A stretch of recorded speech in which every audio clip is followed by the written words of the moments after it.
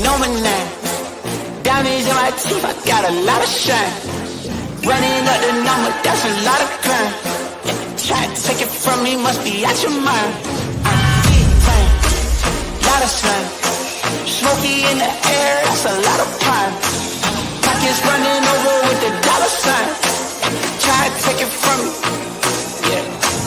Big time, big time, big time. 3:59 of Fourth and Jawn. I'm Gail Saunders here with Mr. Primo in the building. Mr. Hollywood Hearn is not with us, but he'll be here soon.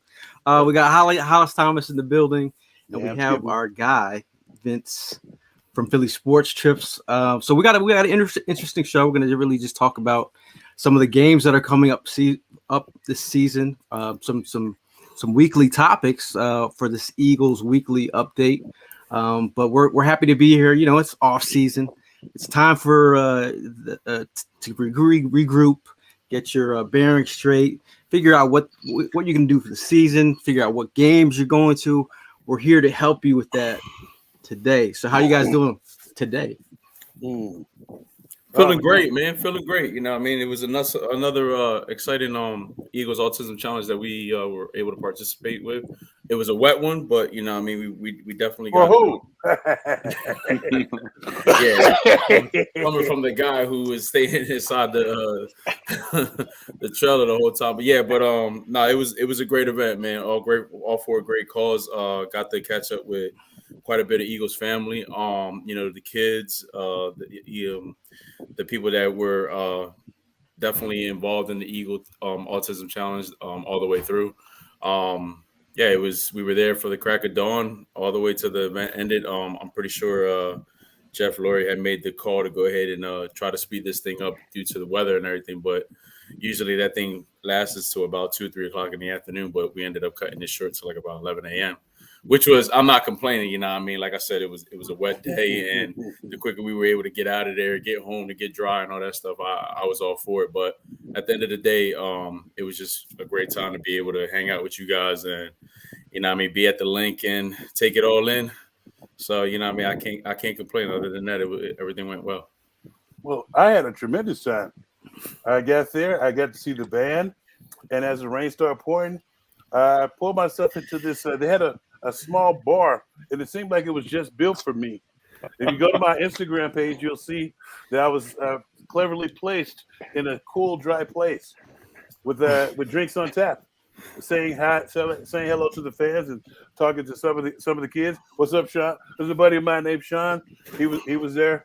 He's a kid. He has autism, but he found his way over by me. I wasn't drinking with the kids though.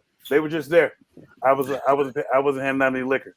You got that on tape, right? So, but no, I go to the Autism Challenge pretty much every year, and you know, for the support, and plus I raise money. I forgot how much I raised this year, but last year I got beat by a damn kicker by $1 at the very end. Son of a nugget! I had $2,999, and I couldn't. They wouldn't let me donate no more just to beat him. He had $3,000 because somebody at the last minute gave him like $15 or something. Like, you son of an onion, you're one trick pony. But the one thing that me and Gail was talking before we came on, and I love the fact about talking about the breakout player because especially with the guys that we just brought in, and it's going to be fun to see if the guy that you think is going to make it is going to be that person to break out. I got like 2 or 3 guys. I don't know about you guys, but I got 2 or 3 guys that I'm looking at to make a big difference in this year. And on the show Vetted with myself and Irvin, we went into talking about the schedule, not only talking about the schedule, but the wins and losses. And did we think the schedule record would be close to last year's record? Now, I personally only think that we may lose 1 or 2 more games. A lot of people was like 5 and 6. I was like, I don't see us getting up that high. That's my own personal thought, just based off of what we did in the draft and what we got coming back. So glad to be back. Glad to see Brian back. I missed you last week. You know, I know you got the bowling thing. So Vince, how you doing, man? You know, I know you have you got a lot of stuff on your plate, especially this time of the season, trying to get everything organized. Are you pretty excited? Or are you Major FOMO. I've been living my life for you guys, seeing you guys at the link and doing events, and I'm still locked in my office here for the last 2 weeks. But absolutely inspired, and the numbers are coming through at a big rate. We have a lot of people signing up for Eagles trips. We're trying to make this year's trips better than ever. So it's been amazing. It's been awesome. It's been a lot of fun, a lot of sleepless nights, but we're excited. All right. I mean, I'm excited. I mean, it's always I'm excited about anything Eagles, obviously, always. I did want to mention real quick about the Eagles Autism Challenge. I want to give a shout out to all the people who donated, man. There was a ton of donations this year. Shout out to Richard Eckelman for he donated the most. Shout out to him for helping us out with a great cause. I will individually thank everybody at the end of the show, but we met a lot of people. I know Prime got a good photo with Jason Kelsey. We were there with AJ Brown as well. If you didn't, or if you were under a rock, you might have missed that he almost got hit by a car in Philly. Was it me? Yeah, I got there a little bit late, so I almost clipped a couple of bikers. So no, it wasn't. No, it wasn't me. I know it wasn't me. No, I got a police escort in, so you know, bougie. So don't get mad, Ozone. It be like that sometimes. This guy always VIP, but I mean, if that that take it to the next level. If that would have happened, he was on IG Live right as he was riding his bike, and all of a sudden you saw his phone. Like if you were watching this live, you might have felt a certain way because all of a sudden you see him riding his bike, and all of a sudden you see the camera just fall on the ground. Then you're like, that would have been a crazy turn of events. Yeah, everybody's pretty much like mouth dropped because I caught the live. Right before he had left the link, we had our moments with some of the players. AJ Brown was one, Jason Kelsey. Then I think this was the 5K and the walk. No, I'm sorry, this was the 10K bike that these guys were involved in. And then of course a lot of the some of the rookies ended up coming in, got involved. I saw Dallas Goedert, Jake Elliott,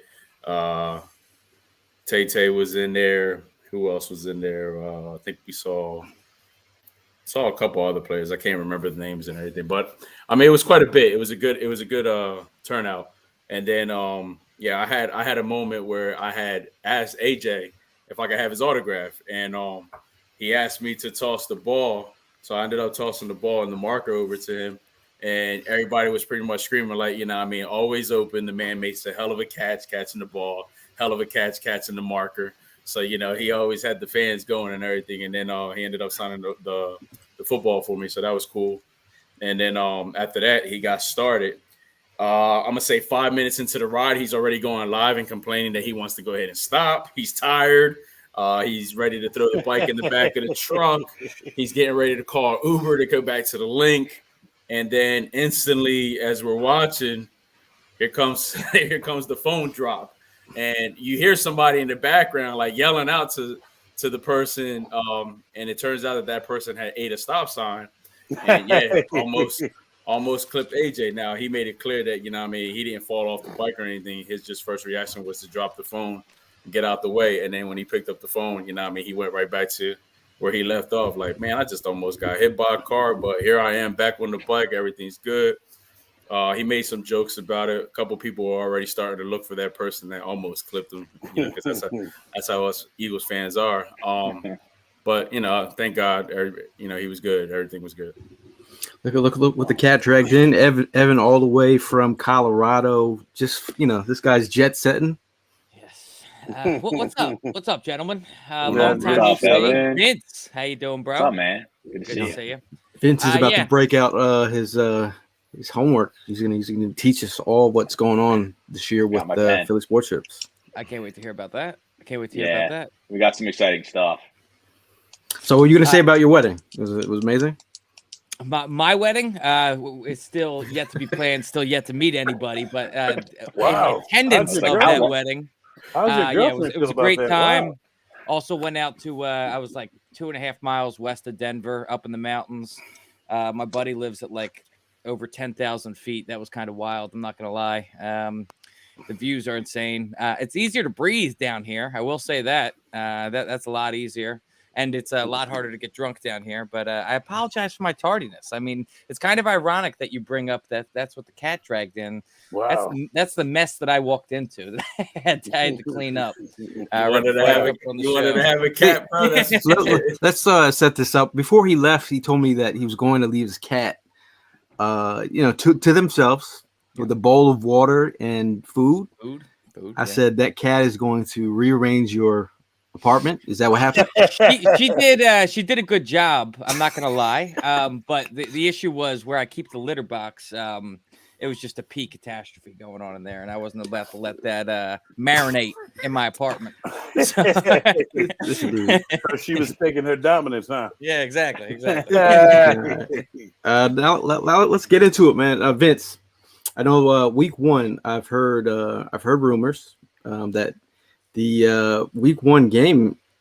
This is with Tom Brady, in New England. I heard it's one of the toughest tickets to get in the league this year. It's up there number one, correct? Yeah, it's up there. It's like $700 to $800 for a get-in ticket, which is wild. If you look at other Patriots games this year, you can get in for $80. So it's literally Tom Brady ruining our the season opener for us. But it's we're still headed up there. There it is. Average price $807. So we're still going up there. We're meeting up with the Philadelphia Eagles fans of Boston. There's their logo right there. We're gonna hold a really cool event on Saturday. We're gonna party up there, and then people that can afford a ticket and want to go to the game, we'll have the bus and we'll head out there. We're really hoping and we believe that the prices are going to come down. So we're just kind of suggesting to everyone, save some money, put it aside, and wait, because I think we'll be able to get into this game for $500 to $600, something like that. I think it is kind of it is wild, and I think it's kind of weird too. I mean, the way that the NFL schedule's been set up, at least in recent years, it always seems to be like I don't know, a more meaningful matchup, whether it be someone you played in the playoffs the previous year or a division opponent. This one just kind of felt like out of left field when going up to New England for week one. It's kind of a head scratcher, and it's unfortunate considering the fact that that's the Honor Tom Brady game. I think it's meant to be because we want to see Brady and show off that Super Bowl ring. Whoever's got him, bring him. Brandon Graham, maybe. The one thing I wish that we could have got Nick Foles to be a part of our band of misfits, let's just show up and let him know, see what a winning Super Bowl. I will have my Foles jersey on for that. Hell yeah, man! So we all around we all have W's for that game, right? Correct? Yep. Oh yeah. Let me go back. Of course, yeah. Now I know it's week one there. Our week two opponent will be at home. The Vikings will be playing, and then week three. Week three, we travel down to a place called Tampa, where the Eagles have not, they had a tough time getting some dubs there as of late. But we're a whole new team, a whole new year, whole new vibe, and Vince has got a whole new trip and package for you guys. Tell us about this trip to Tampa. Yeah, Hollis was kind of sick of just going on the trips by himself. So we got Mr. Vince, the other Vince, on there, as you can see. Papali himself and David Akers is going to be at the tailgate. So we got some real, power there. And we're going to be staying in Clearwater Beach. So Clearwater Beach, we do it every March for Phillies fans. Awesome. We have great connections there. There's the beach. There's a boat race that weekend, Hollis. It's like a speed boat race. And they go right up by our hotel. We got a beautiful pool. Hollis has stayed at the hotel, so he can tell you a little bit more about it. Speedboat race? Speedboat race. It's a speedboat. It's if you want to see some carnage, just look out the window. I'm just the speed is awesome, and it just sounds awesome. Not to say that I want to get on one, but it's kind of like watching a sprinter. It looks good, but I couldn't do it. I'm just saying. It's a big party too. Yeah, they bring DJs down. People are drinking in the water and on the beach. It's like, spring break almost. If I had the opportunity to go back to Clearwater, I think I'm gonna let y'all have that. But I think I'm gonna probably chill at Hogan's shop. Okay. Hogan. Yeah. Yeah, he's got a nice little event going on down there that week as well here. And then I'm a big Hulk Hogan fan, so I think I might chop it up. I think I might chop it up with the Hulkamania. You know what I mean? In March, there was a line of like 100 people to get into that bar. Yeah, that place is wild, man. He throws a karaoke every week at that bar. Would you go with some Hulkamania stuff? Absolutely. ain't no shame to my game, man. You know what I mean? I was a Hulkamaniac at one point. Tony Atlas or Junkyard Dog, maybe. Junkyard Dog and Tony Atlas. You know what I mean? Okay. Let's keep it going. Superstar Billy Graham. What you want to do? Okay. We can spend the rest of the show talking about wrestling. Hey, so by this, Billy Graham just passed away. Just passed away at 89. That was 89. Yeah, well. So by this time, this is week 3. We all have 3-0, correct on this?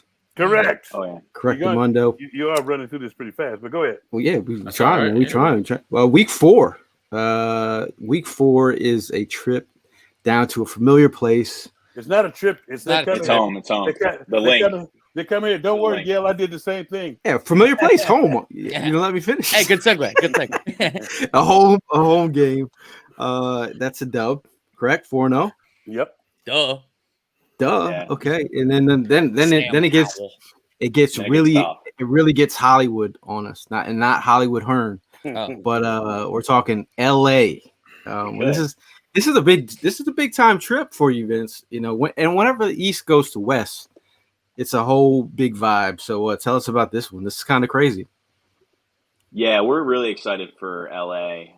You know, there's a bunch of fan groups all over the LA area and the West Coast. We actually are teaming up with 2 or 3 from the San Diego area that are going to be traveling up on game day that weekend. So, I mean, you know, we have our flights, we have our awesome tailgate at the stadium, we stay on the beach. We're going to have an event with John Dorenbos and Hollis. Quentin Michael's going to be there on the trip. So just a great weekend in LA on the beach. I had someone today, and I'm not even lying, said they're all booked and ready for LA. Yeah. I'm gonna tell you right now, Vince, we had a couple surprises. Well, at least I was surprised. As we walked into the Eagle Autism kickoff event Friday night, I ran into Aaron and Rob, who represent West Coast Swoop Nation, and didn't know that they were even going to be at the event. It was a surprise, you know what I mean? It was a good thing because they really represent, and they felt real happy that they were able to contribute to the Eagles Autism Challenge. But with that being said, man, nonstop, they were just talking about this trip. They're so ready. They're so pumped up. Yeah, man, the fan base in the West Side is no joke. I've seen it for myself on how these people really get it in. They rep to the fullest, you know, and it's just going to be like a nonstop thing. And they just keep on calling me and talking and hitting me up, and they're ready, man. So I just so you know, yeah, they're super ready for this thing. That is a text message. See, I'm not even playing. Yeah, that's real. They just sent. They have booked. Shout out to Jesse Wines, who booked. So it's going to be a good time out there. So that's what is the record that we all have collectively? I got that W as well. Is that 5-0? Yes, sir. 5-0. Okay. Too soon. Not at all. Now the next trip you got, which is a very nice, easy breezy trip. Obviously, it's a bus trip all the way up to New Jersey. Even though it says New York Jets for you out of towners, it's in New Jersey. This is the new look Jets. This is not who Aaron Rodgers had something wrong with his ankle today. A little discomfort. A little something. So New York Jets. This is a New York W. That's not what I had originally. What'd you have originally? The opposite of a W. Why? Because I just I'm asking for a friend. I don't think that we can go undefeated. I think it comes down to that. I think the Jets are a much better team this year, and the Eagles are a team that tends to just give one up to a team they're not supposed to lose to. I don't think it's gonna be the Jets though. Oh well, that's your opinion. That's right, Evan. There you go, Evan. Let him know the band. Yeah, look at the boy went to Colorado, came back all with the shoulders up in there, all relaxed, smoked out. Nobody gives Evan, we have a record that maybe not everyone knows in the stat books, but we're 11-0 up in New York when we run a bus trip. The only a couple of years ago, we didn't do that one Giants game that we lost. Or sorry, was it the Jets or the Giants that we lost? It was the Giants. It was the Giants. So we skipped that one. We did the Jets the week before. Gotcha. So we bailed on that game. But so we're 11-0 up there. So I don't think that's pretty strong. I mean, the Philly sports trip. That's not why I was doing that, because it was for some other reasons, some other field reasons, some continuity reasons, some get it together reasons. But I'll let you have your because that's my opinion. That's my it's just that game scares me the most. It's gonna be in the middle. It's gonna be I think they're gonna need a little bit of time, and this is not gonna be the time where they have built that continuity yet. With even though Aaron Rodgers is there, I was like, you still have to build some continuity. And I think with the offense, with the makeshift offensive line that they're trying to put together, guys coming off of injury and stuff, I don't think as like with our defensive front, I know we're not going up there and let them and lose them, Trump. That's just my thoughts. I got you. That moving right along. Rodgers can do some special things. So what you got going on at the tailgate? Anything special for that tailgate? So last year, we actually, when we did the Giants one, Hollis was with us.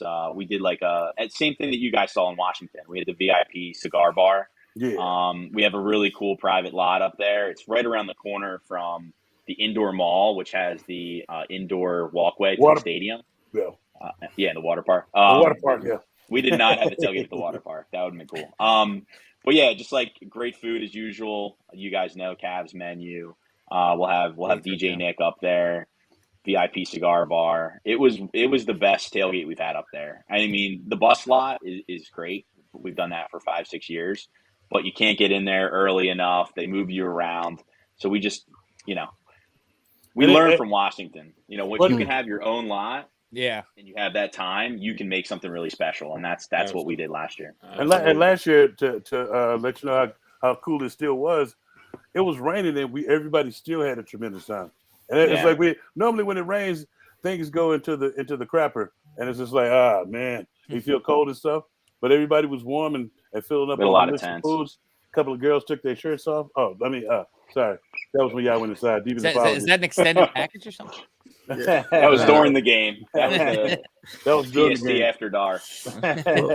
We'll talk about another trip here. Okay. Again, you mentioned the Washington trip. Washington bus trip was pretty spectacular. We got thousands of people down there. Everyone had a great time. I thought everyone came together like maybe a Marvel movie. Maybe everybody from every walk of life in the Eagles community showed up and saw Carson Wentz get terrorized. You could see the look in all the Washington Commander fans' faces. Like they were like, "Who is this team and why are they doing this to us?" We had a phenomenal time down there. We took over the stadium. Did the thing collapse that game, or we were making jokes about that? No, we were making jokes about that. That was the year before. Yeah, that was a good time. So this Washington bus trip is going to be bigger and badder than last year. I think we went so hard on the last one that we pretty much forced Carson into retirement. I think we went a little too hard. We kind of would have been nice to say, we're coming for you again, Carson, but hey, he's gone. And I got to be honest, man. I when I first pulled up, I just it was one of the biggest tailgates, like single tailgates I had ever seen, and we had that down in Washington. And when I tell you, I looked around for Gail and Prime and all you guys for like a solid 2 hours because I'm sitting there calling. They're going from spot to spot, from the bars to the different vendors and stuff like that. And I'm like, we over here. Where the hell you guys are at? We right here. I gotta definitely say it was one of the best tailgates that I enjoyed last year. Awesome. I mean, Vince, let's just keep it 100, man. I mean, you always want to be better the year after. So, the expectations is going to be at even a a higher level. Who cares who's quarterback? Who cares what their squad looks like that day? I'm just ready to take over that stadium like we normally do, man. And the way you put that thing together last year, and we showed up and we took over the parking lot, the fans, the stadium, the whole place. I mean, we were running that thing from the beginning to the end. And yeah, I mean, it was great because we got a lot of TV time that day too as a crew. You know what I mean? So it was a fun day, and I'm ready to go ahead and relive the moment. I'm just ready to relive the moment. We'll enjoy this schedule release a little bit more, and then we'll get down to the dirty work. We'll talk about it together. You know, last year you guys were part of our inner squad, our inner circle that really planned this, and we brought in all these other groups, and we brought on all these other podcasts, and you know, we just brought in all the good guys, as I call them, and we brainstormed this, and we built it, and we made a goal. But now it's like people know it, and people are referring their friends, and it's already growing faster than it was last year. So we have a lot of time. We are going to make it better. But you know, any ideas you guys have too? Now Rome, he just says down here that I may not be able to do the bus trip because he lives down there. I look forward to coming by and showing some love, considering I'm not far from FedEx Field. Now, will you have extra? That's the beauty. This year, we already have the tailgate available on the website day one. Last year, we waited to the end. We said, hey, let's make this even bigger than last year. Let's offer all the options up front. And let's just load it up. Maybe 2,000 is a better goal for this year. Hey, there you go. There you go. So we, at this point in the season, we have the Birds at what? 5-1. We'll go 5-1. Where's your loss? Jets. He said the Jets. You said Jets too? I'll stay with the Jets. I'll say 6-0. Okay. I think the Jets have the best chance against us. So in the first 6 weeks. Week 7, we're coming home to staying at home with the Miami, which is going to be interesting. That's my bad. That's actually where I had L at. No, week 8. My bad. I missed a couple. Week 7 we have the. Actually, no, wait a minute. L was where is that? Hold on. So where are we at now? We're at. You went from week 6 to week 8. Yeah, you're going by the trips. You know what I mean? Yeah, going by the trips. I don't care about the home games either. It's fine. Except this home game. I actually had the Dolphins. Which one is that? Tell us about this game. This is Birds Fly Home, the ultimate Philadelphia homecoming. Now, homecoming for who? Philadelphia homecoming for all Eagles fans, for any Eagles fan in the U.S., international. You know, this whole thing kind of started with one man, Mr. Liam himself, the British and Irish Eagles, so you guys all know. And he said, hey, we all want to come to Philly for a game. And we thought about it. We're like, wow, we do trips for fans all over the country, but we've never hosted a trip to Philadelphia. So it's something we really thought about for years. Bob's been trying to get me to do it for probably 5 years now, but it just made sense because we have these relationships with these different groups.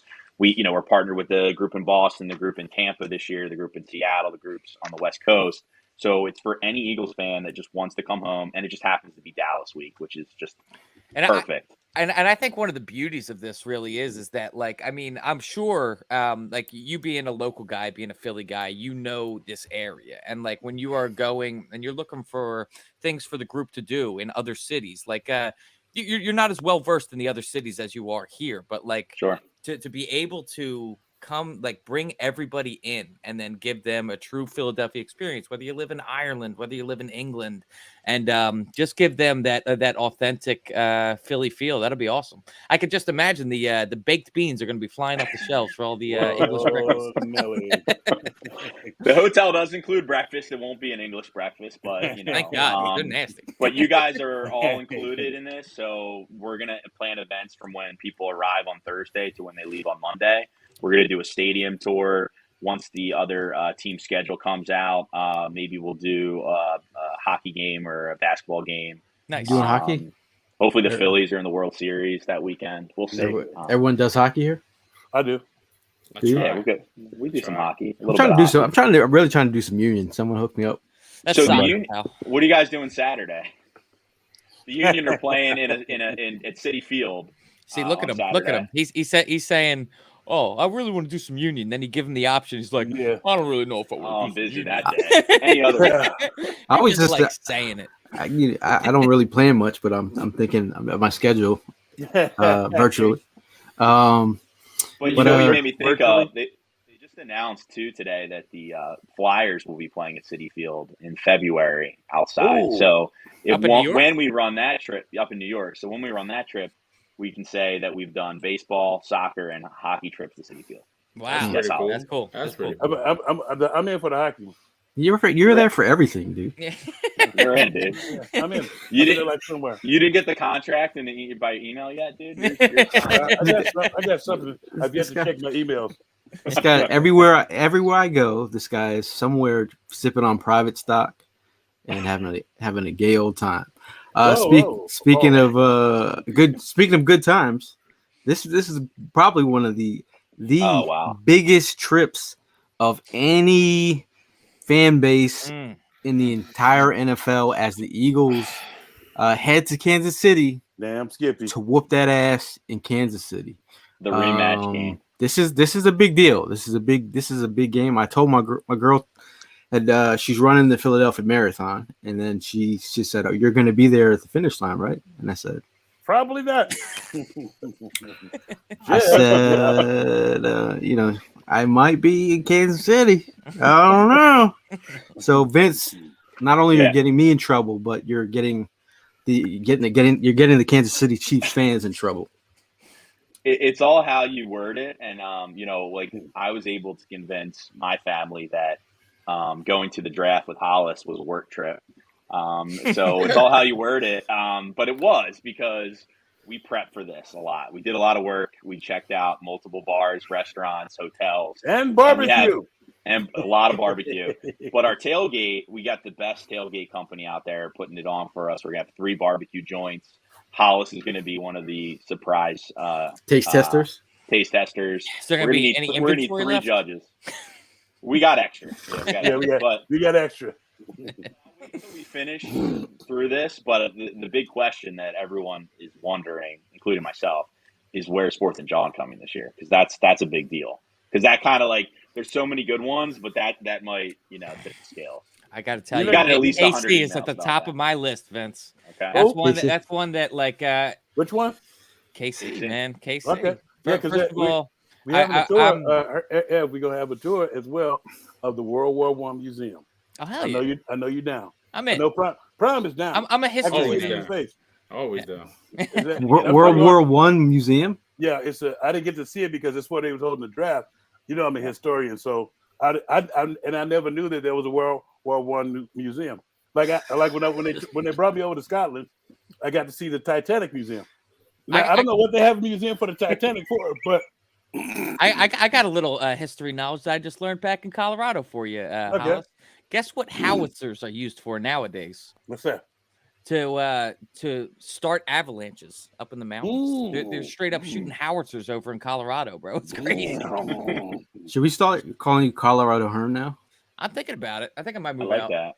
It's about that time, right? Colorado Hearn. My brother mentioned moist and tender because that's your adjectives about tender and delicious about the meats. You're a big fan of the meats. Now we're gonna say Case. Some people say Casey has better meats than Houston. Barbecue, man, barbecue.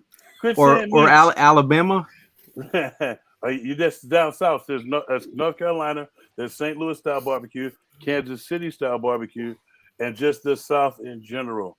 They barbecue. It's like what is better though? It's a competition. Everybody's in the competition. I like St. Louis style, but I'm biased because I grew up in St. Louis, and then it's like. But I do like the other places a little bit.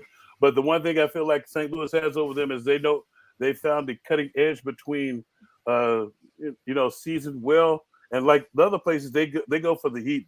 I'm not trying to sweat while I eat. I sweat just in general already. There's no need to sweat while I eat. Everybody's trying to spice things up. I like the heat. You're the only one that's been everywhere, so we have to ask you what's your favorite place though. In each place. Well, in North Carolina, there was this there was this church that they cook every day. Now, see, when I was playing for the Panthers, I can't remember. I'll find out the name of this church, but they cook every day because we would have the rookies go get a feast from over there for the D-line. But it was I can't think it's a church that cooked barbecue there. So it's North Carolina. Was the church cooking for homeless people, and then you guys were coming over? Well, money talk, bullshit runs the marathon. And so in St. Louis, I got to go with my family because my dad was a king barbecuer. My brother, all you got to do is wait till you smoke some ribs and stuff, and you'll get a gander at that. And then in Kansas City, it has to be the place we went to called Slaps. They had those burnt tips, they're rib tips. Man, they were melting in your mouth. They were delicious.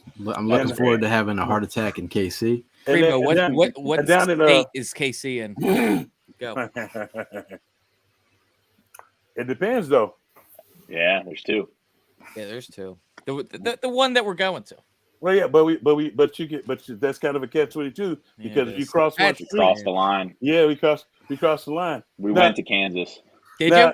Yeah. Now, if my buddy isn't it like, don't they kind of border each other? Like the two cities, Kansas City and Kansas City? Kansas City, Missouri. Yeah. Missouri and Kansas, yeah.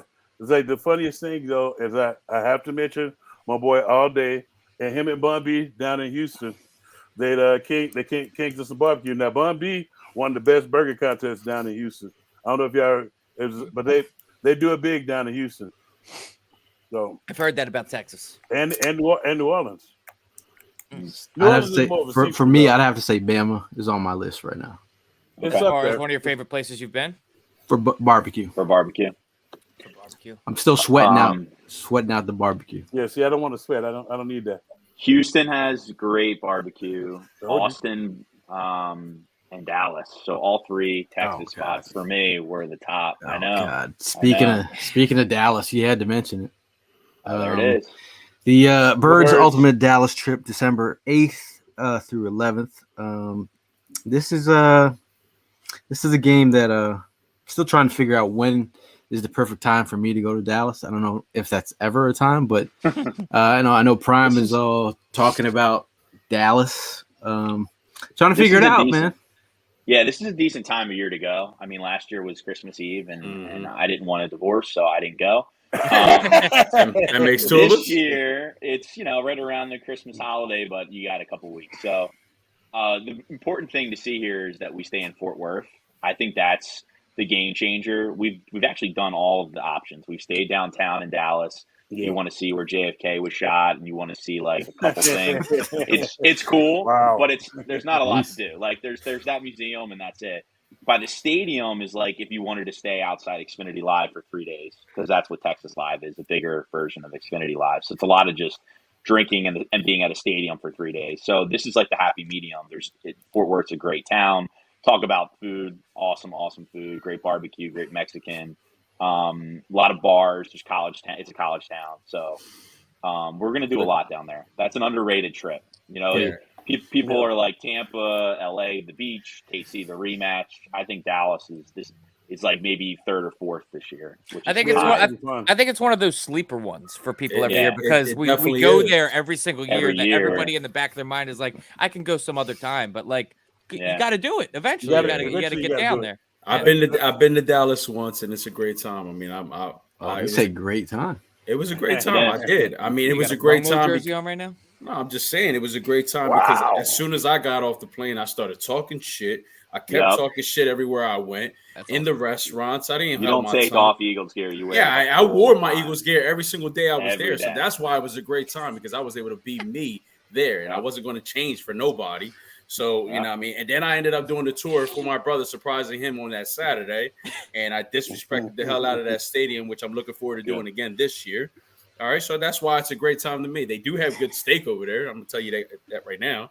It's a great time. But, you know what I mean? Hey, listen. I'm just saying. They got cheesesteaks in Dallas, too? Nah, I ain't saying nothing about cheesesteak. I just said they got good steaks. We got some Rack 6 has been to Cowboys Eagles game at Jerry World when I lived in Dallas.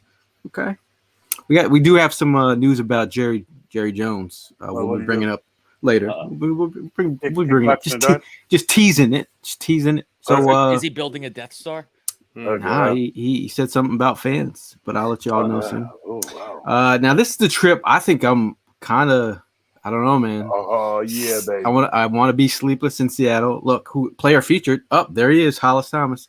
Well, whatever do you mean? So you could if you were really smart, you could book with Philly Sports Trips in Dallas, stay there for another week, and roll up the western side of the United States. This guy. And go all the way up to Seattle. Yeah. Great idea. You know, just might as well sign your divorce papers now. You could bring your wife. Were you talking about driving that like in a rental car? Or are you talking he's always coming out the ass with something, you know? Would you drive out to Dallas, then out to Seattle, and then I would. You're a maniac. Bro. Yeah, he's a nut. Have you looked at a map before you asked that question? I've driven to. I think you put in Google search. Yeah. I don't know about that. Back to back. Hey, I drove from LA to Arizona. Do you think that that's even equivalent a little bit? But Texas to Seattle, you're going from the southernmost state. It's because the map, because on the map it's from here to there. I drove from Alabama to Philly. I just don't think you get it. Evan Prime. How is he getting back? You're going to be driving through the Rockies? Ev, how is he getting back? Like it's this guy just I'm trying to give people options here. I'm just saying, how is he getting back though? Listen, to play devil's advocate with myself, I'm sure it would be a gorgeous road trip. Yeah, gorgeous. You know, if your job would allow it to take 3 weeks off of work, go for it. So, how is this? Do a lot of fans calling you about this Seattle trip? Yes. The cool part is the Northwest Bird Gang. You see their logo up there. Mm-hmm. They're diehards. I don't know if you've met some of these guys. We've met them all over the last few seasons at our Arizona. Tailgates. A big group came out to our tailgate in Arizona. So we're gonna put on 2 events Saturday and then at the tailgate Sunday. Just got off a call with the Seattle Seahawks, so I got some group tickets today. So that was cool. So yeah, we're excited for that one. It's it's winter time. If that was a September, October game, that might be like up there with the others, just like the top 2 or 3. But you guys, were you guys with us in Chicago last year, the week before? No, not the Chicago. Hollis was like it was brutal group travel, but the tailgate was popping. So that'll be like this one, even if we get 30, 40 diehards fly out there, we meet up with a couple hundred fans. It's a good time. Fun weekend. That's the best part about the Eagles fan base is that we got pockets of people all over the place, and you could always link up. Yeah, and some of them drive from Texas to Seattle. Now, last but not least, your trip to if it comes up on the screen, it's up. Yeah, New York Giants. Obviously, they're a local team in the area that we all have come to love and hate. In East Rutherford, New Jersey. New York Giants, man. January 7th, the New Look Giants. My hope is that we get like maybe one bus of people, and it's just to rub it in the Giants' faces, and we're resting starters, and it doesn't really matter. That's my hope. But if that game matters, you guys know, because a couple of years ago when we went down to Washington, we sold 150 spots in a week because everyone wanted to go down to that game. It mattered. It had playoff implications. So that's one of those ones that's out there. But we'll wait and see if it's really a meaningful game and how many people we go. But I selfishly, I don't want it to matter, that game. And I agree with you. I think that is the best case scenario. But if you're just looking at how the Eagles just have dominated the Giants for pretty much the past 2 decades, I mean, if you're looking to go see an Eagles game and watch them win, this is a pretty good one to circle if you're looking to watch a W. Hey, start 2024 off right. They're confident in their quarterback. I don't know why though. Yeah, Mr. Pick Six himself. No. So I know people are excited about the season. I think people in the chat are already trying to figure out where they're going. We're still trying to figure it out. KC, LA sounds exciting. Seattle sounds Prime exciting. hasn't voted yet. Dallas sounds exciting. Hey, Prime, listen, I'm going with the flow. Hey, Prime, I haven't decided which one to go on. Oh, this guy. Oh, your name on all of them, pal. Yeah, right. Special guest, Hollis Thomas. Special feature, Hollis Thomas. Common theme across the trip. Another common theme is I had a quick question for everybody. Sure. Now, we were supposed to get into the rule changes and stuff, and there was one in particular that I think some people bitched their way into, and everybody knows what the fuck I'm talking about. The 49ers, the third quarterback, emergency quarterback rule. Let me start with Prime because I want to give Ev some latitude because Prime is going to be quicker to the point. Ev, I'm going to give you some latitude. Prime, go with what you think about the new rule. I think it's a bitch move from the 49ers. All right. I mean, the fact that you couldn't go through 1, 2, 3, 4 quarterbacks and still put the blame on us because you guys lost at the NFC Championship game is something you obviously won't let go, still haven't let go to this day. And it's cool, you know what I mean? Not my problem, not our problem, it's your problem. And now you have a whole season. You got 13 weeks to come up with something, come up with a reason on why y'all about to get your asses whooped again. All right. Yeah. So you have Purdy, okay, who you think is going to be the one to take you over the hump. Cool. He was scared. Right? But I don't even see Purdy being around in week 13. That's me being honest. So I don't know. Right now, you guys are going to have to decide on who's going to be your starting quarterback. And for what I hear, just throwing the bone out there, Carson Wentz is available. So, hey, go get your boy. You know what I mean? Hey, Prime, you know they signed Sam Darnold, too. Yeah, hey, listen, go, by that time, try to have 7 quarterbacks. With this little bitch rule that you just cried about, you should be all right by then. So they said the NFL owners have passed a bylaw that allows teams to have a third QB in uniform, 47th active player on game days in the case of worst case scenario situation like the 49ers and the NFC Championship where they got their asses busted by the Philadelphia Eagles per NFL Network. So all teams can now address 3 QBs moving forward. They have to be on the 53-man roster, though. Can they add an extra person on let me come in for a laugh. Yeah, go ahead, Ev. Ev, before you, I want to give you one other caveat, one little small. You gonna give me some longitude too? No, I'm gonna give you another little tidbit that I forgot to add. Go ahead. They keep talking about them losing their quarterback. What about your fucking offensive line? Block some motherfucking body. I was gonna get there, but I got to make the point of like. Was there a rule against dressing a third quarterback? I mean, of the 46 players that you had on your roster, you were able to dress kind of however you wanted. So whose fault is that? That, you know, I mean, you have injured quarterbacks all the time. You went into the NFC Championship with your third string quarterback. Don't forget that you lost Garoppolo and Lance. So that's your third string quarterback. And you think that if after the fourth string quarterback got injured, that fifth string guy would end up saving your season in the NFC Championship game versus one of the best defenses in the league. I think you're delusional. I think it's just a stupid rule, to be honest with you. I think that the NFL just pretty much bent over and let the 49ers dictate a dumbass rule to stop their whining. That's really what it feels like, is they're just trying to suppress the consistent, nonstop whining of the 49ers fan base. And to one of our favorite guests on our trip, Wilbur Montgomery, Mike Shanahan will get your quarterback fucking killed. Yep. He's done it. He's done it in Washington with RG3. He's done it with Garoppolo numerous amounts of times, and Garoppolo and Trey Lance and Purdy. When you run the same play over and over again, defenses are not going to go for what we call elephants on parade. That's when they throw the play action fake. Like we call it elephants on parade as a defense. We call it elephants on parades because they want you to think that they're running the ball, but they're not. It's just a bunch of guys running sideline, and the other guy on the end, he sees the angle and he just goes up there most of the time, and just like we saw, blast the quarterback ass because they don't block it. And one more thing too, and that I think is just kind of ironic in the whole situation. Something that has existed for as long as I can remember is the emergency quarterback. And what is the let's just think about what the name or what the word emergency means. It means when you're not expecting to use it, but you have to use it, right?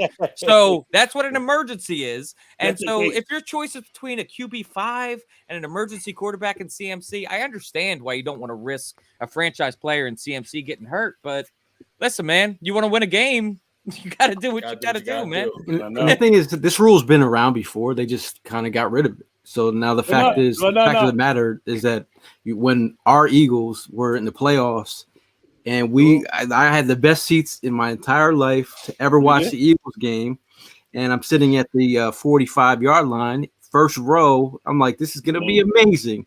I watched Carson Wentz go down. I watched the 40-year-old quarterback tear his hamstring and try. That was an ass cheek muscle. So the fact that we had to see that, in that's what it was. We didn't complain.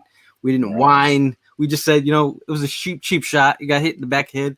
Well, like we didn't go on for years and years. And as Philadelphia fans, we're used to it, man. We're used to it. But our players didn't go out there. Wow, thanks a lot. Yeah. So we had 49ers players whining. We've had Shanahan talking about it. So at the end of the day, we didn't complain about it. The one thing that I think that nobody is paying attention to, and I don't know if you guys have been paying attention to this, the last two AFC championship games on both sides, they've bitched and moaned over changing the rules. Like the one with the AFC championship the previous year with Buffalo and Kansas City. Mm-hmm. They were saying that what's his name? What's the boy's name? Josh Allen. He didn't get a chance. He could have called heads. The defense gets paid as well as the offense. A lot of people say that offense doesn't win championship. Your offense can win a championship, but the defense at some point has to nut up and stop somebody at one point in the game. And it's always going to be like that. I don't care who you are or what you think this is. But if you notice, each of the past 2 seasons, there's been a rule change for the offense and to give somebody a chance. It's like you had a chance when the time was going. You got your ass kicked. Yeah.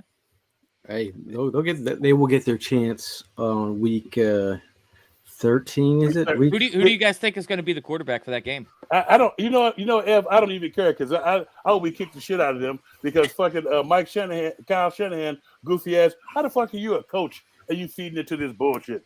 Really? You're supposed to be thinking about the other 17 games on your fucking schedule. You worried about week 13?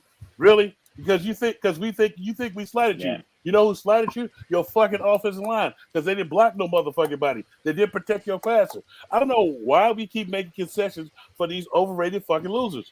I'll be here all week. I just got to throw one more caveat in there because the 49ers fans just drive me freaking crazy. Had Purdy stayed healthy in that game, the result would have been the same. So stop with your nonsense. Say it again.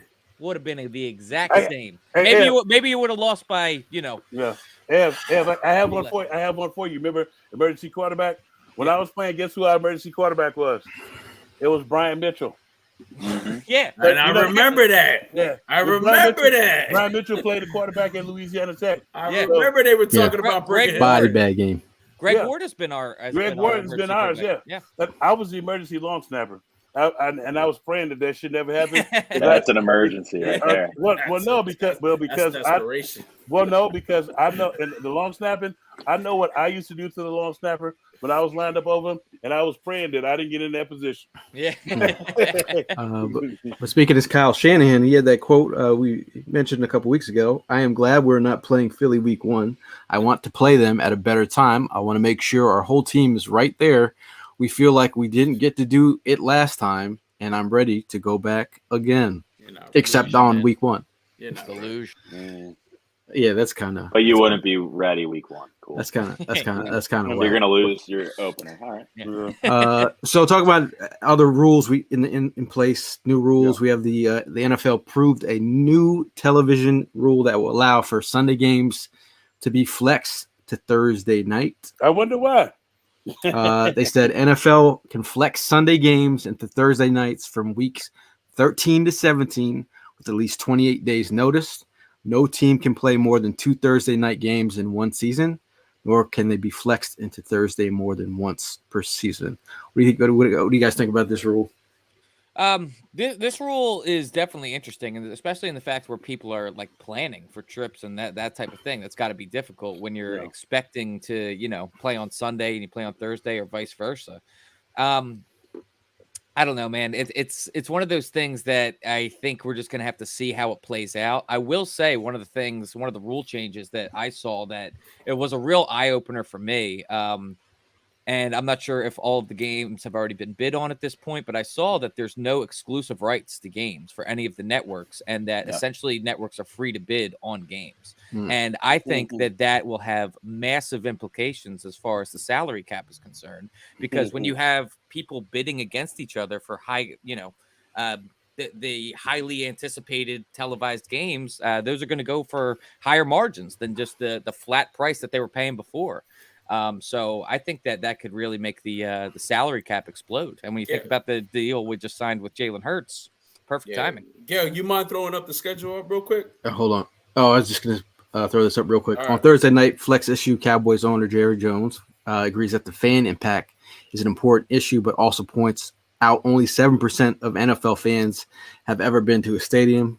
Like Fox getting a TV package in the 90s, important to make Amazon deal work as best as it can. Yeah. So Cowboys owner Jerry Jones whatever.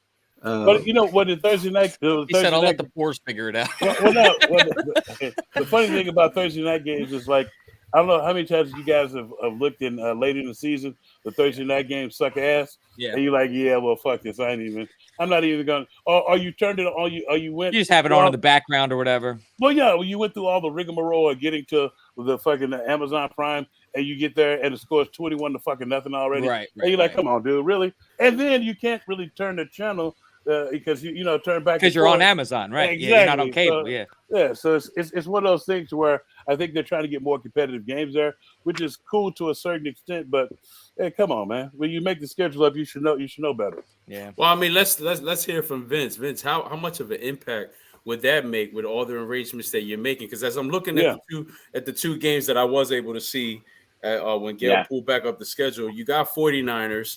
So if they were to make that a flex, that would be not hurting us because it's a home game. Right. But then you got that Dallas and Seattle, which are two important trips that you got set up. What would be the impact for a situation like that? I would be surprised if they would move a Sunday night football game. You know what I mean? It's already a prime time and probably was bid on. But for Seattle, that would crush us because we're making hotel reservations. Yeah. We're taking flights. But we need to plan accordingly. And honestly, 28 days could be enough to kind of where we need to start putting that in contracts with hotels and our flights and just figure out a way to be more flexible. It can be done, but it's a slippery slope because if they like this and the owners decide they're going to do this for more of the season in the future, it could really throw a wrench into planning and fans travel. And I think it would be really bad for the game. But yeah, big time.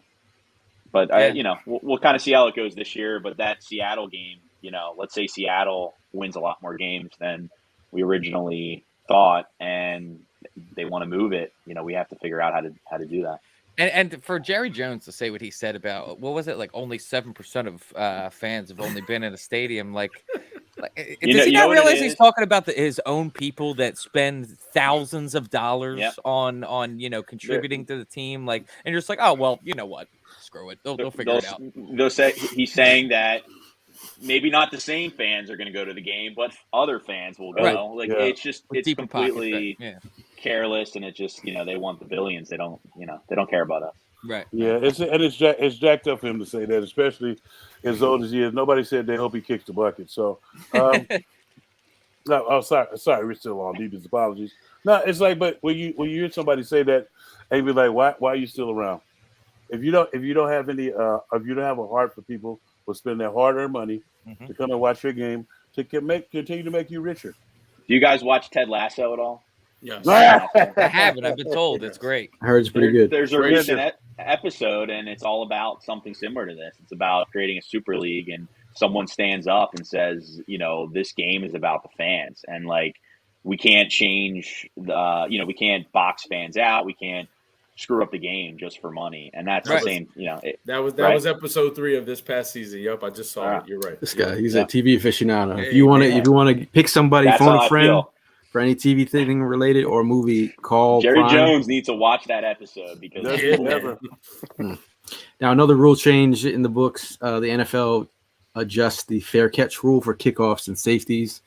The ball will be put in play at the receiving team's 25-yard line if there is a fair catch on a free kick. kickoff or safety kick behind the receiving team's 25-yard line. This is right now it's only set for 2023. Wait, what? It's only set for 2023 because they don't have the testicle fortitude to make you go past there. So if the ball goes past the 25 on a punt, catch it at fair the catch 8, on the 10, it goes up to the automatically. 25. Is that what you're saying? Yeah, pretty much. That's kind of So basically, it's the best way to describe it is if somebody decides to fair catch the ball on punts too, or just kickoffs? Just kickoffs. Just kickoffs. Yeah. Okay. It's kind of like the college rule. Okay. If they fair catch it inbounds, then it's on the 25-yard line. Okay. Instead of because a lot of teams pooch kick, and they pooch kick because you had those big guys up front to do things. Right. And so you want that guy to fair catch it. Is it me, or does it feel like they're trying to slowly just add rules to eliminate the kickoff entirely? Yeah. As a former kick returner, I think it's kind of bullshit. But for Britton Covey, I think you get extra 5 yards. You get an extra 5 yards. You got to do less. You get to keep a roster. You get extra 5 yards. Well, I don't think he was doing that good in the first place. So he'll live to see another play. Just bring the ball to midfield. Come on, guys. Let's just do it. I know a lot of people don't like changes, man. But at the end of the day, they have to happen. Just like some of the players that we have and bring in and bring out, like Hargraves. Is now being replaced by some youth in this building. So around the room, your top breakout candidates for 2023. We got some young guys. I think there's going to be some young names in the group. Go ahead. Since I had the question first and I was able to think about this, I started out with Slim Reaper, and I know he's been doing good and stuff, but I think this is going to be that motherfucking season. That I've been waiting.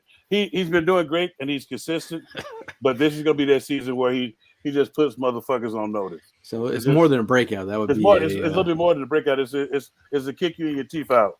Because I think that Washington game where Prime was still screaming, that was a pretty breakout. That was a hell of a breakout. Murder game. Breakout. But I'm talking about the entire season. Okay. He put motherfuckers on notice. The other person is this a combination is Jordan Davis and Nakobe Dean. Jordan Dean. Jordan Dean. As Jordan Davis, he was injured a little bit last year, so I know his pride as a defensive lineman and as a competitive individual. I know he's looking to come out there and prove everybody wrong, and everybody's forgotten about him since we got Jalen Carter. I know it's like that's all we've been talking about is Jalen Carter. It's like so. I know he's looking to get his name said again. But Nakobe Dean, to me, he's a guy that I think that's going to come out and show everybody why they really didn't go out and get no bunch of other linebackers to try to replace to try to solidify this linebacker core. I feel like he's going to be the guy. He's going to be the leader of the defense. I think in these coming years, he's going to be that next piece that we feel like that everybody's been looking for, the next Doc or the next Jenkins. And I feel like Nakobe Dean is going to be that leader of this defense because he's going to come out, kick ass, and take some names. A lot of people say Nolan Smith. I think Nolan Smith is going to be a quality cog, but I feel like Sweat is in front of him, and Hassan Reddick is in front of him, and you still got some BG in there. So I feel like Nolan Smith is going to be cool, but I think this is going to be Nakobe Dean, Jordan Davis, and the Slim Reapers breakout season. Okay, Vince, who you got? Dallas Goedert, career year. Wow. Love that. All right. He's due, man. Any other guys? Any young guns you might want to, if you were to call a rookie player to come out and break out? I love Jordan Davis. I mean, we talked about it earlier, but I think he's going to have a really good year, sophomore year. So just his massive frame, that Jalen Carter, Fletch, any of those guys, it's gonna do wonders. Who you got? For me, one on offense, one on defense. I'm not really leaning with the rookies at all because I think that there's a lot of talent, but I just don't feel like there's better projections for guys that have already been in the league. And so offensively, I look at Rashad Penny, man, a guy that has led prior to contact. I think he's averaging like 2.5 yards prior to contact and over 4 yards after contact. And then you put him behind the best offensive line in the league. I think if he could, that's the big thing, if he can stay healthy. But I think a new spot. And, with this offensive line in front of him, I believe he will stay healthy, at least for a major portion of the season. And I think he's going to excel, man. I think that he has potential for a big season. I don't know if he'll end up hitting 1,000 just because he's going to be splitting carries with DeAndre, but I still anticipate a huge season out of Rashad Penny. And then on defense, my man Reed Blankenship, dude. I thought he showed some really tremendous, flashes of, good defensive plays last year when he was asked to fill in. And I think that he's one of those guys, when we were talking about filling that safety position, that he was just being overlooked this entire offseason. I think he's going to get a lot more playing time this year. And I think he's really going to step into his own and prove that he deserves to be out there as a starter. So you got Todd in here, and you got Joey agreeing with you there, Ev. Now, Prime, what do you have? Ev, I gotta say that I like the Penny pick, man. That was actually something that I was leaning more towards, but I'm gonna go with Swift, man. I think because of the fact that he's a hometown kid back to playing the team that he grew up loving, and behind this line, again, I'm gonna have to steal a little bit of that from you, Evan. Behind this line, this kid is gonna definitely go ahead and shine. Now I know there's gonna be a lot of movement with that running back position, but Swift is definitely going to go ahead and take this opportunity to pretty much fresh start back at home and staying healthy. That's the key thing, staying healthy. That's my guy on the offensive side. On the defensive side, bro, the first time he got on the field last year, I got souped. He was the main guy that I wanted in the draft, and we got him. We got him in the 3rd round, and I think he's going to kill it this year. And he's actually looking to probably be that captain role, because that was the role that he played when he was back in Georgia. Yep. And that's Nakobe Dean, man. Seeing him on Sunday, he did quite a quick interview, and you see he bulked up. You see he put on that work. He's ready to go. How the medicals look? Yeah, medicals were straight, bro. Cool. Medicals were straight. And I gotta mention that this past weekend I actually played the villain, Evan. I took your role where I got Nolan Smith in trouble. All right. What did you do? So Coach Sirianni was walking by, and Nolan Smith was getting pictures with a couple fans. But Nick was yelling at him like, "Yo, rookie, you're supposed to be serving water." So Nolan didn't hear him, and then I screamed out, because my voice has to be heard. I'm like, "Nolan, the coach said give out some water," and he looked up. And he was like, "Oh, coach, my bad." Yo, he literally jumped out of the photo, went and grabbed some water, and started handing them out. When I came back around, I caught up with him, and I was like, "Yo, you listening to the coach?" He was like, "Yeah, man, I'm not going to do that again. Thanks." Freaking Primo. You got Nolan Smith grounded. I was like, my bad. Welcome to the Eagles, bro. Speaking of Nolan Smith, I think he's one of my breakouts. I also think Jalen Carter right off the bat. I think you get like Coach Isaiah said, they want to be felt. I think Carter's gonna really cause some disruption. To Evans Penny, I'm gonna go Swift to just like you. I think Swift he's gonna be supercharged to be explosive behind this line. It's gonna be kind of crazy. Overall, I think if I'm gonna go a younger player on defense, I think Sidney Brown is gonna be a breakout player on special teams for us. I think he's gonna add some value as a gunner. He's gonna be a name that you're gonna hear on a lot of special teams plays. And then just overall in the comments, I'm seeing, I'm seeing Swift, Reed. I'm seeing Landon Dickerson, Blankenship. I'm seeing a lot of Nolan Smith. And I'm going to also say Nakobe. It's almost like it's like a Lion King moment. It's being handed to him. Last year he was, held up, and now he's gonna take over the reins. I think I'm excited to see what he brings to the table. He's already out there doing great things in the community. If you saw last week, he was out there with the kids. He's trying to make his name in Philly, and I think he's going to do it this year. Any thoughts on those names? Good. Everyone's good on those? Yeah, why not? Yeah. You have any other ones that you wanted to add in there, Tank? No, I gave you what I had. I do like Tyler Steen. Tyler Steen. I think he's going to quietly have. It's not going to be a breakout season, but I think he's going to quietly be that dark horse because I like his skill set. I love the way the work that he puts in, especially being able to play tackle and guard. And he fell to like the third round, but if you look, he was going against a lot of the best guys in the SEC. So and he didn't waver. And I like Stout Guy. I like Stout Guy and his assistant. I like the way that they're building him up in the lab to unleash him on the world. So it's going to be great. I do. It's like I was watching the I was over there for the rookie alumni the rookie alumni barbecue. Prime wasn't here last week, so he didn't hear all the stuff. It was just like it was great to see those young guys and how they thirst not only the thirst for knowledge, but the thirst to want to be coached. Like you guys said, Nolan Smith. Nolan Smith was talking to Trey T because he knew what Trey T did for Connor Barwin.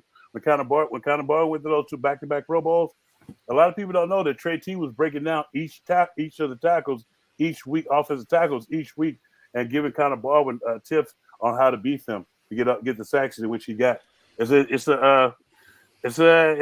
he was talking to Trey T too about different things to do, and it's like, dude, it's like when you see the guys who are not the best way to put it, who are not dicks, who are not assholes, who don't think they've already arrived, who don't think they've already won, who know that they have to accomplish something to be something. That's the one thing that I loved about them is their humbleness, and it's just like they like each other. That's the one thing. It's like and then what I think Howie's done is he brought guys who are familiar with each other from the college that won in college that want to do it on this level as well. And that's like I would say Howie, he wasn't sticking his chest out nothing, but I was teasing. We were teasing him about like a lot of people don't know that I've been knowing Howie since he was like 19 when he was the secretary / personal assistant of Joe Banner. And he was talking about those times when he had to do stuff that we told him to do. There was a couple other guys that are executive now that used to. They were saying the guys that are in charge of stuff now, they were just like the runts then, and it's kind of cool just to see those guys that have evolved and stuff. And they went away from the way that Joe Banner was treating the players to get what we have today. And that's what we have today is a team that gives a fuck about each other.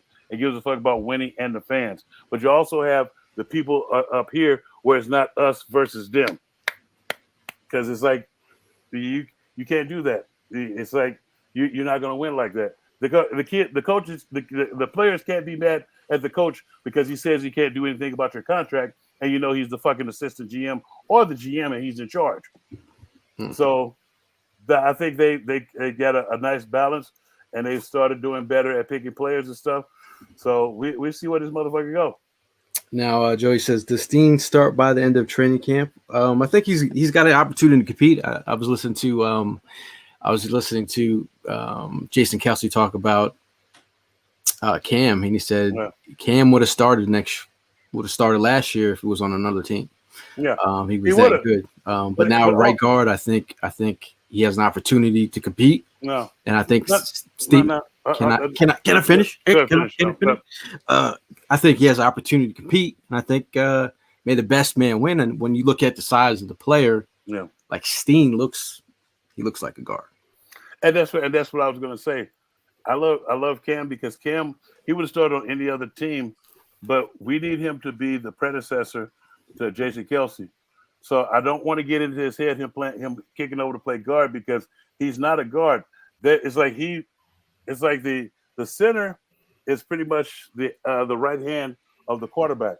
The quarterback and the center know the same shit. That's why Kelsey is so important. It's like so him saying he would have started had we not had Sayamalu, but I won't want Cam to start at guard or nothing because I don't want to fuck up his learning process of being a center because the center is an important cog. Even though most defenses feel the center is the weakest link, The center sets the protection. He says whether we're gonna run or whether we're gonna pass. He lets you know where to go. And he's that guy in scan protection, which is what the fuck the goddamn Kansas City Chiefs. You know what? The Kansas City Chiefs ran scan protection the entire game against us, and the center has to know who's going to get beat, and he goes and knocks them off. So, and I don't feel Cam Jordan has enough rocks in his pocket to be a guard. I feel like I love the draft pick of Tyler. It was just like one of those things. Like, damn, it's like we got us a dog, and it's like, and I feel like they're gonna. If we need to start Cam just because Tyler doesn't know everything yet, yeah, I'm cool with that. But I don't want to take away from that 1-2 punch over there. That could be our 1-2 punch for the next like 8 to 10 years. So it's one of those things. So you don't want to demoralize Tyler. So. Okay, so Joey asks, give me your week 1 O-line starters. It would be Mailata, Right. Landon, Jason, Steen, Lane. There you go. Yeah. Everyone's agreeing on Steen taking the position. Yeah, I feel like that's what he was drafted to do. And I mean, I think we really entered this draft process. We said it leading up to the entire thing. I mean, Jeff Stoutland was leading the drills in the offensive, at the combine with the offensive linemen. He probably picked out Steen, knew that around about where he would be able to fall to, and he went and got his guy. And I think that's exactly what he's going to build him up to the guard that we need him to be. Yeah. It's funny. Shout out to Louis DiBiase who joined us for the Eagles Autism Challenge. He said he went up to Stoutland at on the Friday night's opening party, and he said he's like I'm tired of hearing about all these Georgia Bulldogs. We got 6 Bama dudes on this team. I don't want to hear shit about these Georgia Bulldogs. So I feel like he's in a good place with the player he selected, handpicked. Well, you had to know it's like he's been learning the same thing under the other coach, Saban. Under Saban, and you got to know that Tyler knows, what to do and how to go about practice. And you have a lot. Go ahead. I was just going to say that you also have to know that, I mean, Stoutland is the one that came from Alabama as well. So I'm sure that Nick Saban is using a lot of those same concepts as when Stoutland was there. And so it'll probably be a pretty easy transition to go from the Alabama offensive line to the Eagles offensive. Yeah, and it's like one of those things where, and it's funny that you say the part where you said about Stoutland saying we got all these Alabama guys in there, because that's why he took Steen. It's just like, and it's like you can't. You got to know that we're gonna run the ball down people's throat. Mm-hmm. And if you can't, and somebody just posted, Bob just posted, I don't want to see Cam put on 20 or 30 pounds trying to become a guard, because guards have to be big dogs. It's like if you don't know, they line me up in zero. According to how big the center is, if the center's a little shit, they line me up in zero and tell me to fucking destroy him. The Jesse Salapua from the 49ers, I bring that up because it was so fucking funny. He had come back the year out for heart surgery, and I was fucking destroying him. But it was so bad that Steve Young was looking for me after every play, and the only way I knew was because my dad would say after the first play, I just kind of just ran through his chest, and after that, my dad said Steve Young was, whatever he was doing, he was looking back to the center, because we ran an Okie front, and Emmett Thomas was an defensive coordinator. He said, just kill his ass every play. I don't give a fuck what else you do, just fucking destroy his soul, and that's all I did. That's it, and that's what it's. But I don't want to see Cam put on that extra weight, because you have to be like at least 3 bells to 320 to be a guard. So I don't want to see him put on the extra weight and then have to lose it to go back to center. Joey wants to know: do player rivalries or school rivalries transfer from college to the NFL? A little bit. When your teams playing each other and stuff, there is some friendly wagers. So the basic friendly wager is, if your team is playing another person's team that's on the team, if your team loses, you have to don the other person's college apparel. And hold on, it's whatever they give you to wear, so they could make some stuff to make you look like Yeah. like you're soliciting stuff. So it's a pretty cool thing though. Yeah. Well, while we're getting close to the end of the show, we always kind of give us your last word. I think we'll go with Vince. Yeah. Man, my last word is as Eagles Nation have a responsibility to support the team like we did last year. I thought it was a magical year, magical season. It got us 3 points away from the promised land. Let's support the team this year. Let's go to the 4th and Jawn tailgates. Let's travel. Let's just support our team. And I believe expectations are higher this year than last year. And I think it's time to go back. And the only trip we didn't mention today is I'm planning a trip to Las Vegas because that's where the next Super Bowl is. Oh, so, yeah. Go Birds. Go Birds. Go Birds. Love Big it. Hollis, last word.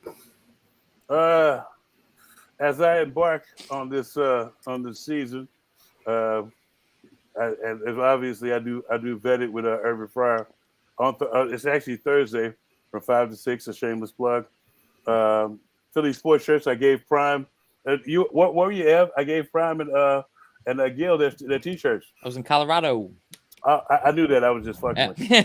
Yeah. You notice they haven't asked for their damn Skippy t-shirts because I gave them to them. I look forward to this upcoming season because I want our guys to shut all the naysayers up, all the bitches that were talking about the schedule, the strength of the fucking schedule. I'm looking forward to us putting foot in their ass sideways to the next life. Other than that, it's always go Birds all motherfucking day. Eagles for life, baby. Thank God. I'll be here all week. Primo. Vince, the fact that you're on the show, man, I just want to say thank you. Thank you for putting these opportunities, not just for us, man, but for the fans in general. It gives them the opportunity to see what it's like to be in that atmosphere at a game, at a away game. I know you got some tailgatings planned for the home games as well. So it's all about showing the support. Like you mentioned, everybody showing up to one another's tailgate to show the support and have their backs all the way through. I'm going to reiterate on what you said. It's running back season. That's what we do. The expectations is way higher than it was last year, especially with the squad. Not only do we look good on paper, but we look good. Seeing these players up front this past weekend, we don't just look good. We look great. And I can't wait to see these boys go to work. And then especially with these trips that you have set up, I mean, I think it's going to be a more even outstanding year than what it was last year. That's just be straight up, man. Yeah. So I'm looking forward to running it back with the crew that we have right here with you.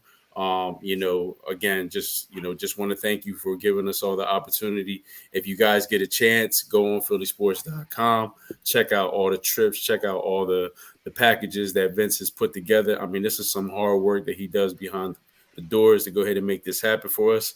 And, I'm pretty sure I speak for the rest of the fellas. We appreciate you to the fullest for putting this together. So thank you, man. Yeah. Love you guys. Yeah, likewise, bro. And yeah, I just want to build off of what you said and what Prime said as well. I mean, last year, kind of every game we turned into a home game. Nick Sirianni mentioned it. Many of the players have talked about it, just about how there was a home-like atmosphere no matter what stadium they were in. And that was all because of, Eagles fans and guys like Vince that are able to organize trips like this. And I do want to just also extend a thank you to you as well, man, because we as a group have traveled. We've been doing this for 6 years. We have traveled on our own. We have traveled with other sports travel companies, and this is the best one, man. And I'm not just saying that for the sake of saying it and you're my boy and all that. I'm saying it because it's actually the truth. I mean, you put in the legwork, you put in all of whenever anyone's traveling, there's so many little factors of what are we going to do when we're there. You got that all covered, and you end up finding the right things. I mean, when we went out to Arizona last year, I still talk about it, how that was the best golf course I ever played in my entire life, and it was awesome. So you know how to travel right, and the best part about it is like you're traveling with a bunch of like-minded people that all have like the same mentality of just go Birds, let's have a good time, and just enjoy ourselves. So thank you to Vince for everything. Thank you for hopping on, and go Birds. Yeah, I just want to piggyback off these guys. I think you do a tremendous job. A lot of people ask me about like different groups to travel with, and when it comes to Philly sports trips, it's all about taking care of the people. At the end of the day, I know that when we put our fans in your hands, they're going to have a great time. You're going to take care of them. You're going to treat them with a lot of respect, and make sure they get to wherever they need to get to safely. They're going to have a good time. They're always going to have a great DJ. You're going to have a great atmosphere to party at. You have great seats to watch the game. It's always going to be a good time, and we always appreciate partnering with you as always, man. It's always been a great ride, and we hope to continue many, many more years together, man. So thanks for coming on the show as well. Thank you guys for all you do for the Eagles community and for charity and for Hollis. I mean, without you guys, I don't know where Hollis would be today. You heard that? You heard that, Bum? You heard that, Bum? Wow, he's getting inducted to the Hall of Fame next week. I heard it. But I want to do shout out Conchi Bakery for sponsoring all the tailgates, doing 50 years of awesomeness. Shout out to Bud Light for always holding us down per usual. Also, just like I said, man, I just really we really appreciate all the Eagle fans out there who donated. At the end of the day, giving back is something we've always been about. It's always been a big part of what we do. So I want to shout out all the people that helped out, man. Shout out to Tammy, Tim Perkins, Wink, Shirley Rubino, Richard Lee, Richard Eckelman, Philip Prickett, Nicole Madej, Megan Pulowski, Mark Huertas, Mark Bird, shout out to Mark Bird, Lori Summers, Linda Bleak, Lauren Sharon, Brian and Kim H, Kelly Christ, Kareem Ellerby, Chase McNeil, Tom Smith, Jennifer McNulty, Gianna Russo, and let's see, last but not least, Eric Catalina, Donna Fitzhenry, David Starr, Dalton Holland, Chris Potash, Anthony Zera. Appreciate you guys for donating. We're close to $3,000. There's still more time to donate. If you want to reach out and help us, we'd love to hear from you. But for me and the guys, it's always fly, Eagles fly. Go Birds. And we'll see you guys in the next one. If I can find the button. Yeah. Peace.